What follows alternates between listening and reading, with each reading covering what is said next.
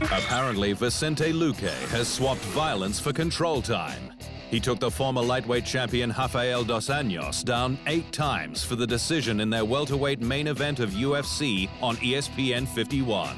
Perhaps that's what surviving a brain hemorrhage will do. The usually heavy-handed Brazilian needed special approval to fight following his knockout loss to Jeff Neal in 2022. After a round on the feet, Luque posted more than 10 minutes of control time for the win, and he feels confident enough to call out a big name.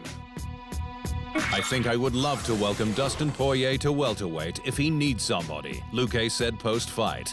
He said he might go to welterweight, so who knows? We could make that work.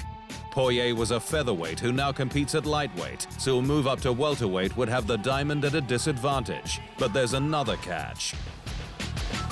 Poirier was last seen fighting for the BMF title against Justin Gaethje in the main event of a pay-per-view.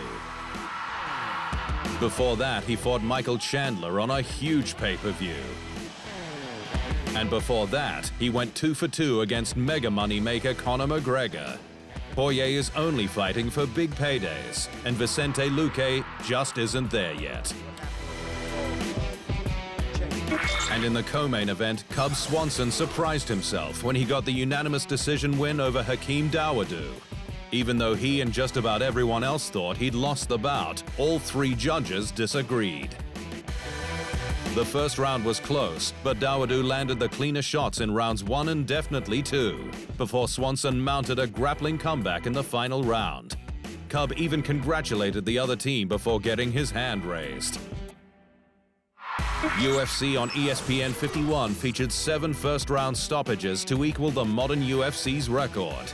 Of those, Khalil Roundtree, Marcus McGee, and Damon Blackshear all took home an extra $50K performance bonus, as did Yasmin Lucindo for her second-round arm triangle. In other news, Conor McGregor insists he'll be back this December for the first fight of a 3-fight comeback.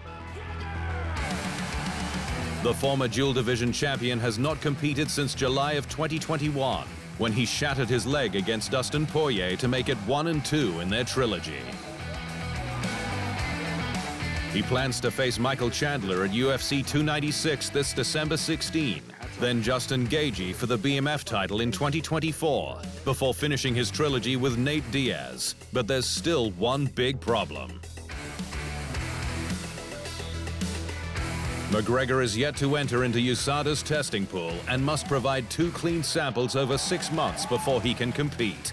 That means he can't fight until February at the earliest. Speaking of BMF champions, Jorge Masvidal might be swapping the cage for the ring, but not for boxing.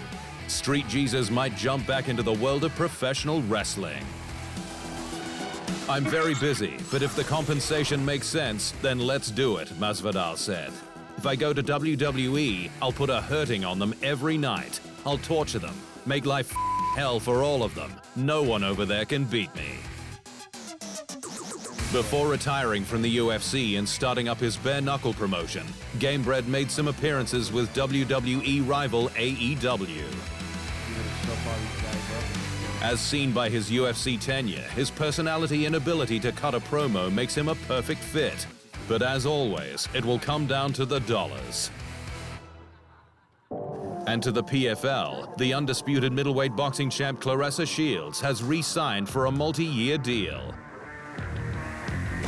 "My goal remains unchanged. I will be the first athlete to hold championships in boxing and MMA simultaneously. I have grown so much since my first MMA fight and cannot wait to put my skills on display. But she'll have to have grown." T-Rex won her MMA debut, surviving 2 rounds of Brittany Elkins wrestling, before getting top control in the 3rd and stopping the bout with ground and pound.